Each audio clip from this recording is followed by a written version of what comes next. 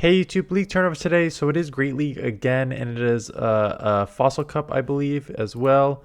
Yeah, it's another Great League Fossil Cup. We'll go over that top teams as well. But we're gonna do some Great League teams here very quickly. Do the rankings because they have not changed in the past week. A lot of just like buff Pokemon, top Pokemon that've been top all season.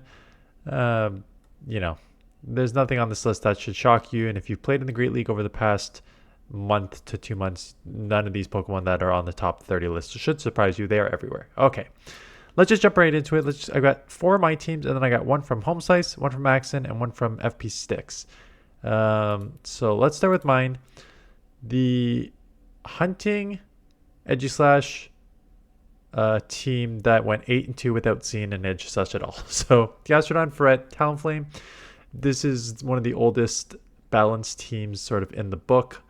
You had a Mudboy back in the day with Swampert. Gastrodon here. You have a safe swap. It was Sableye or Umbreon back in the day. I have Ferret here. And then you have a Flyer to deal with your only grass weakness on Gastrodon. Used to be Skarmory. It is Talonflame. All these three have play against that Pokemon if you see it. I have not seen it. I know it had that. It was broken and then got fixed. I still haven't seen it. I did the analysis that says you probably need XLs on this thing. Which are very tough to get just from GBL and raids. So not a lot of people are using it right now. You don't really need to hunt it, but this is still one of those old school balanced teams that still work. It's worked in season 1 and it works in season 20, whatever we are at right now.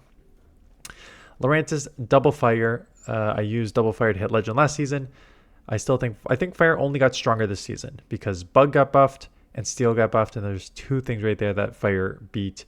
So with those buffs, I used Zoomerl Double Fire last season. I'm using Lurantis this season.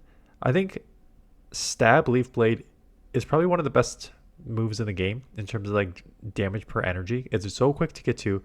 And Lurantis got buffed with Fury Cutter. So Fury Cutter, Leaf Blade comes so fast, 9998. So it's just insane how fast it comes. Typhlosion is your safe swap. Obviously, you're gonna have some problems, right? If you come in with Typhlosion, you get a Mudboy that resists Thunder Punch. You know what? I've gone against a lot of bad like safe swaps in this. I go with Typhlosion, I get met with a Mudboy. Almost 90% of them shield Blast Burn. You really don't want to take a Blast Burn from a Shadow Typhlosion. It's one of those Pokemon like doesn't care about your typing sort of moves. So you can still probably grab a Shadow Typhlosion. Lurantis will beat it, and then try and run with Talonflame in the back. This is my all safe swap team. Ferret, Drapion, Marowak. I would adjust this team. So I mentioned that I did like not great with this team, but then when we actually watched the battles back, it's because I had like 6 steel leads in a row where Swift and Trailblaze were resisted. So it was one of those like, oh, if I led Marowak on the lead instead of Ferret, I probably would have gone like 12-3 instead of like losing record. So it was one of those like, it still probably has play. Where there is a bit of an issue is the backline here, Drapion, Marowak, and not because they share any sort of weakness here. What they share is they are both Pokemon that are better with energy advantage and shield advantage. So what make both of them very, very strong safe swaps is once you get an extra Poison Sting or 2, once you get an extra Mud Slap or 2, and then you decide to use shields, the spam on Drapion and the basically damage that is done between the Mud Slap and Bone Club combo there allows you to grab shields or flip switch on your opponent. Again, if you get super walled, there's nothing you can do, but for a lot of times you can grab shields or flip switch with these two Pokemon, but they need shield and energy advantage. And so you can't really run two Pokemon in the back that both need that. You're better off just running like a balanced team with Drapion or Marowak as a safe swap, or like one of them in the back and then completely do the other two, just knowing that these Pokemon with shield and energy advantage are good like sweepers in the end game there. And one more I used was Dragalge, Scizor, and Moltres. You're going to see Scizor on like probably like 30% of my Great League teams. I just find it so safe. In fact, I tried to do a team. It did not work. I tried to do a Scizor, Ferret, Quagsire team. And the concept was each of these Pokemon only have one weakness. So Quagsire is only weak to grass. Fret's only weak to fighting, and then Scizor is only weak to fire. It only has one weakness. It's double weak to fire, and you get absolutely deleted in like 2 incinerates. But you only have one weakness, and that's what I find it makes very strong. You got the spam of the Night Slash at 10. You have Bullet Punch, which got buffed. It is such a hard-hitting move, and you're only weak to one thing. So I think it's with the shield advantage very strong. Again, Dragalge and Moltres have a little bit of bulk, but not as much as you want with Scizor.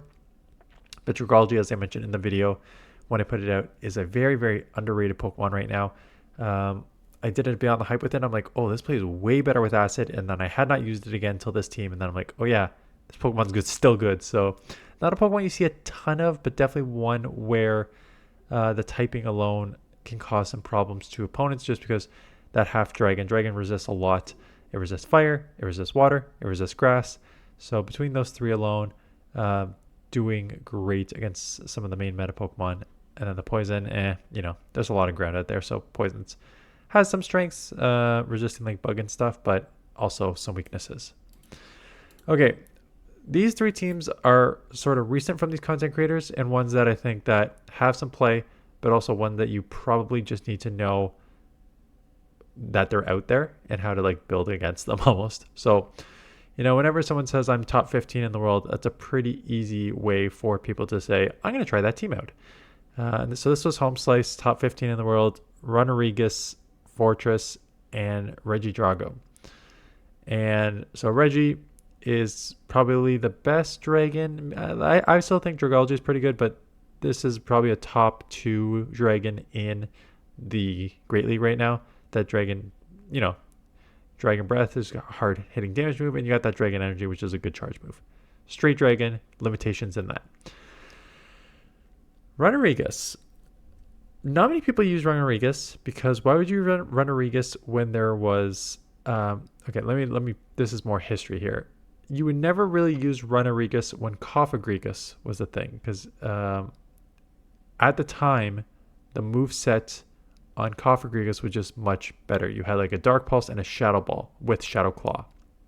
So yes, this thing already had Shadow Claw, but adding the ground typing, so there's two things between the Cofagrigus and Runerigus. The one was you add a ground typing, and with that ground typing, you pick up like 3 weaknesses. Ground is weak to ice, it is weak to water, it is weak to grass. So you pick up 3 weaknesses with that secondary ground typing, which is an issue. The second issue at the time was it did not have a good second move. It had, I think it also had Shadow Ball, but it also had like Sand Tomb was like your main other move. Clearly, I have not used this thing in a while because when I was watching Home Slice's video and it came up with Brutal Swing Rock Tomb, I'm just like, oh, Brutal Swing comes at you pretty quick now, and Rock Tomb, since they guaranteed the attack lowered, just seems to be like one of the go-to moves for a lot of people now. So, definitely has some play. And Bug Bite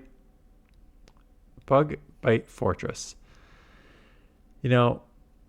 In the video, I'm like, oh, wow, this thing has some play because it gets to the Rock Tombs to grab shields. I mentioned multiple times in my videos, if you are running a Bug Bite user, it is slower on the charge and Bug is resisted by like 7 typings. So if you get into a matchup where Bug Bite is resisted, and let's say at best Rock Tomb is neutral, you're in a bad matchup there. So I saw it have play on his team. He's just much better than probably 99% of the you watching this right now. So take that for what you will. I'm not a fan of it, but it potentially has play. Axen put out a very similar team to what I have kind of showcased some combos of this in the past. So you got your Mud Slap user in Marowak, which is again very strong with the shield advantage. You have Moltres, which is a fantastic answer to the weaknesses in grass in particular. You have 2 answers for grass in the back. No direct answer for water, but I do think that you can apply pressure. You either get like try and run with shield advantage Marowak on the lead and then a line in the back, right? Because Moltres is going to be weak to ice and it's going to be weak to fairy, and you got the answers in Scizor there. So the back Pokemon kind of covers you the weaknesses. Again, Scizor only has one weakness. It's fire. There's no argument that Moltres can cover fire, but it can do fine against almost all fire. It's just in neutral situations. Plus, you have a lead that deals with fire, right? So, a lot of coverages on this team. A lot of Pokemon that can play differently. I think Marowak. The only caution I give you, you're going to use this team, or if you see this team, is kind of Marowak and Scizor both kind of need shields to really play to their max potential. So I think if you're going to see something like this team, you're going to see the Galarian Moltres, if played properly, I think. Kind of unshielded, putting a lot of pressure on with those Sucker Punch Flies and Brave Birds, and then having the other two with shield advantage, doing what they do best, putting a lot of fast move, charge move, pressure combo there. And FP Sticks, freaking Greninja.